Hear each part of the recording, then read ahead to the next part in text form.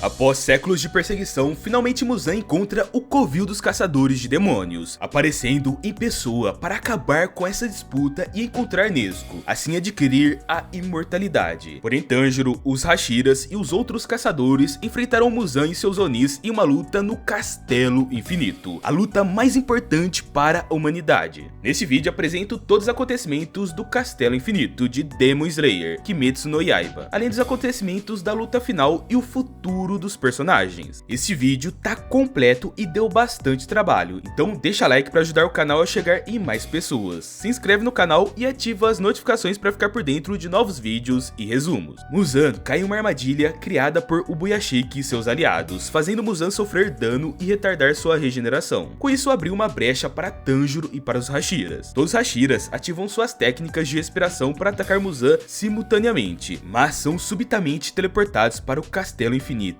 onde são separados e obrigados a enfrentar inimigos em diferentes locais. Agora em território inimigo, precisam sobreviver contra os Luas superiores. Tanjiro é salvo por Gyu Tomioka, mas ambos caem em uma sala cheia de Onis. Em outras áreas, Obanai e Mitsuri, Gyomei e Muichiro e Sanemi enfrentam batalhas intensas. Inosuke corre pelo castelo, Genya tenta sobreviver e Zenitsu sente a presença de um conhecido. Shinobu Kocho encontra Doma, o Lua Superior 2 que matou sua irmã. Mesmo ferida, ela envenena Doma com glicinia, mas em uma luta intensa, onde Shinobu faz de tudo, porém não consegue resistir e Doma acaba com Shinobu, assim Shinobu morrendo. Mesmo Shinobu tendo envenenado Doma, ele resistiu e matou ela. Kanao chega tarde demais e presencia a cena. Zenitsu confronta Kaigaku, agora Lua Superior 6, e seu antigo colega de treino. Enquanto Kaigaku domina várias formas de respiração do trovão corrompidas pelo poder demoníaco, Zenitsu, antes considerado fraco, mostra ter aperfeiçoado a primeira forma e criado uma nova técnica, o sétimo estilo, Deus Velocidade. Com ela, Zenitsu faz de tudo e uma luta muito intensa derrota Kaigaku, e sendo salvo por Yushiro. Enquanto isso, Gyu e Tanjiro encontram um poderoso Akaza Lua Superior 3. Em outra parte do castelo, Muzan se transforma em um casulo, absorvendo o Tamayo e neutralizando o soro que poderia matá-lo. Fora do castelo, Nezuko está sob cuidados médicos e a esperança de que se torne humana novamente. Com os planos anteriores falhando, o novo objetivo da corporação de caçadores de Onis é conter Muzan até o sol nascer, sua única fraqueza real. Em outra frente de batalha, Tanjiro Kamado enfrenta Akaza, o Lua Superior 3, desviando dos seus ataques mortais com a respiração do sol. Ele consegue cortar um dos braços do inimigo, mas Akaza rapidamente se regenera e contra-ataca. Gyu Tomioka, o Hashira da água, observa impressionado, lembrando-se da primeira vez que viu Tanjiro. Sentindo a força do oponente, Akaza decide lutar a sério e ativa sua técnica de sangue, bússola de combate, capaz de rastrear intenções assassinas pelo fluxo de energia vital. Ele ataca com ferocidade, enfrentando Tanjiro e Tomioka, que usam suas respirações para resistir. Mas Akaza é brutal, acerta Tomioka e o lança para longe, deixando Tanjiro sozinho. Mesmo ferido, Tanjiro desafia Akaza com palavras que tocam seu passado humano esquecido. Isso desencadeia memórias enterradas em Akaza, que reage com ainda mais agressividade. A luta se intensifica e Tanjiro percebe que os golpes do inimigo visam sempre seus pontos vitais, guiados como um instinto. Quando Akaza tenta destruir sua espada, Tomioka retorna no último instante e salva Tanjiro. Com os dois lutando juntos novamente, Tomioka revela que a bússola de combate permite a Akaza prever ataques ou detectar intenções de luta. E agora, com a marca do caçador e o acesso ao mundo transparente, Gyu pode enfrentá-lo de igual para igual. Tanjiro, ciente do perigo, lembra do espírito de combate, que é um instinto que detecta intenções assassinas. Ele recorda que Inosuke mencionou uma velhinha que anulava esse instinto por não ter desejo de matar, tornando-se indetectável. Com isso, Tanjiro tenta compreender completamente o funcionamento da bússola de Akaza, percebendo que tudo está conectado: intenção,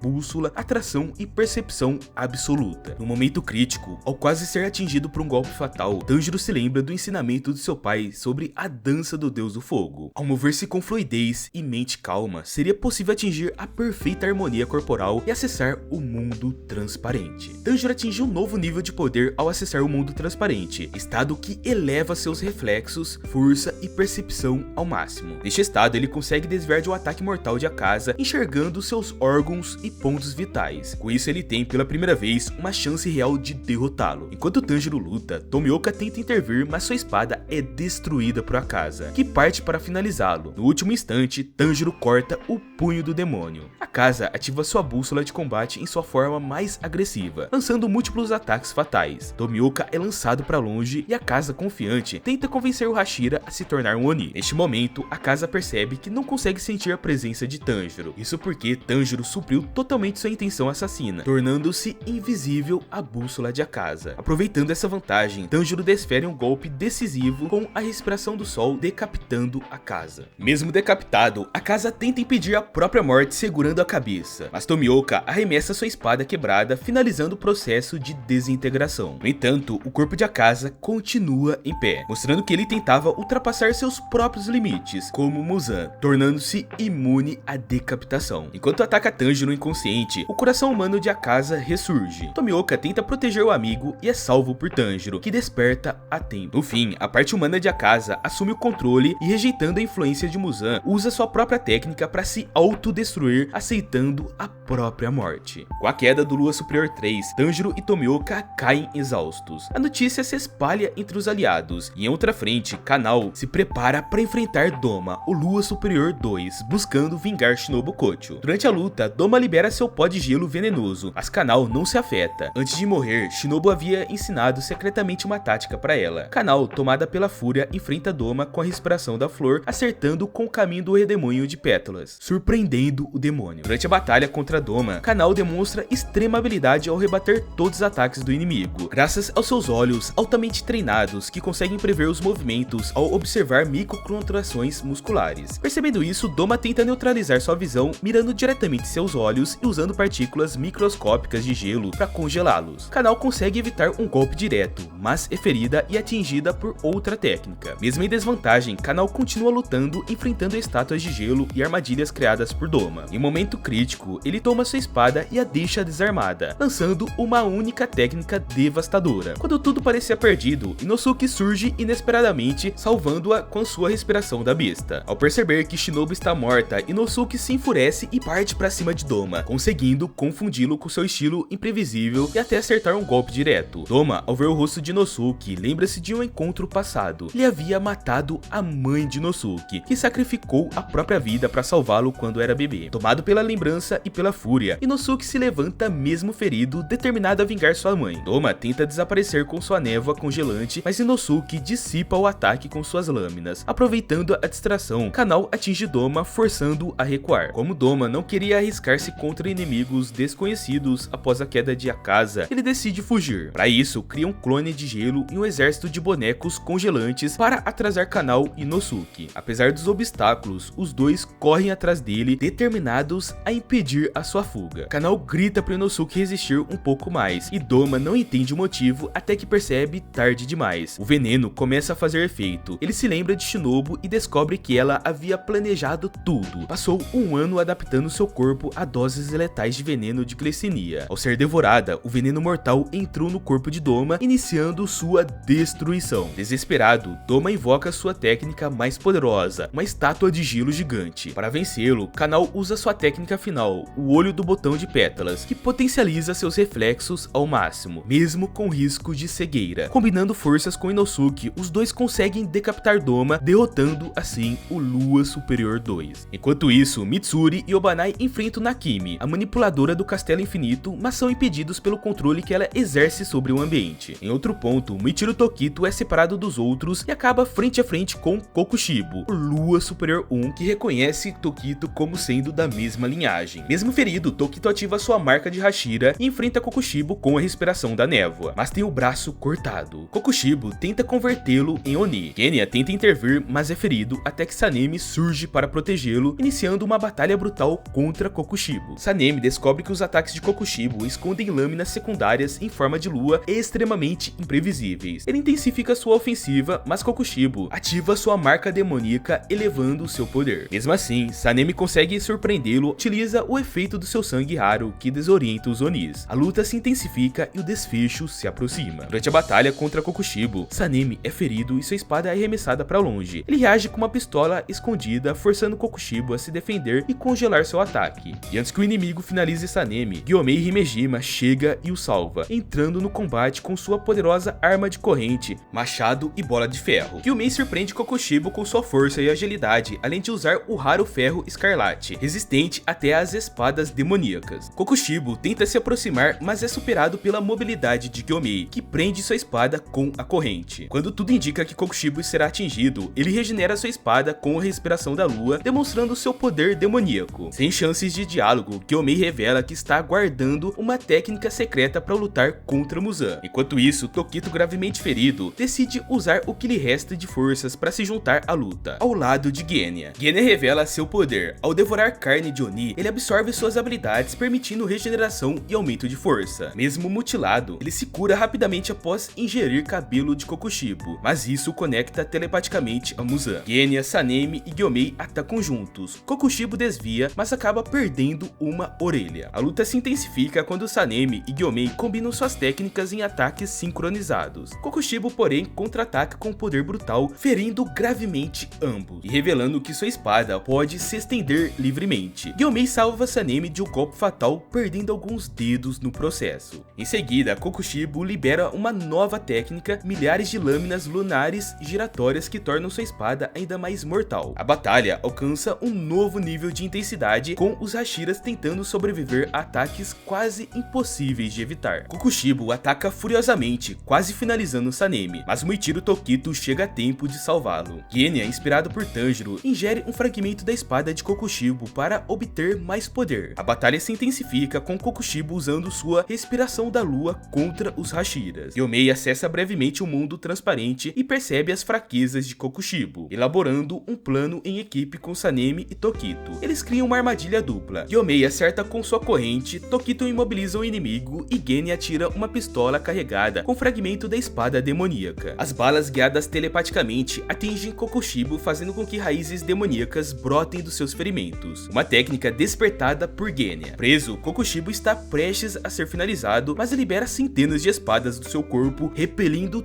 todos os ataques. Sanemi e Gyomei voltam ao ataque, enquanto Tokito, temendo por seus companheiros, arrisca tudo. Sua lâmina torna-se vermelha, despertando a marca do pilar e queimando Kokushibo por dentro. Aproveitando a abertura, Genya reforça a prisão com raízes demoníacas. Gyomei e Sanemi atacam em sincronia. Suas armas se tornam vermelhas e um golpe combinado destrói a cabeça de Kokushibo. Porém, ele se regenera completamente, revelando uma nova forma. Ao ver sua aparência monstruosa refletida, Kokushibo recorda seu sonho de infância, ser um samurai, e reconhece o quanto se corrompeu. Este momento da humanidade cria uma brecha fatal. Aproveitando, os caçadores desferem o golpe final e Kokushibo, o Lua Superior 1, é enfim derrotado e morre. Enquanto morre, Kokushibo relembra sua vida e seu irmão, refletindo sobre sua transformação em demônio. Sanemi continua atacando, mas Gyomei o detém, percebendo que ele está lutando inconscientemente. A luta contra Kokushibo termina com a trágica morte de Muichiro Tokito e Genya Shinazugawa. Restam apenas Gyomei e Sanemi para seguir rumo ao confronto final contra Muzan Kibutsuji. Tanjiro e Gyu recebem a notícia das perdas pelos corvos e, mesmo abalados, continuam suas jornadas. Porém, um esquadrão de caçadores recrutas chega ao local antes dos Hashiras, e o herdeiro de Ubuyashiki ordena a retirada imediata. Se forem absorvidos, Muzan se regenerará. Tarde demais, Muzan desperta o seu casulo em uma forma final e devora todos. No caminho, Tanjiro encontra Yushiro, que sente a morte da sua mestra. Revigorado, Muzan decide caçar os Hashiras sobreviventes, lembrando que ainda há esperança. Reunir os Hashiras e executar o plano B, resistir até o nascer do sol, pois só assim poderão vencer Muzan. Enquanto isso, Mitsuri Kanroji e Oba Naeguro enfrentam Lua Superior 4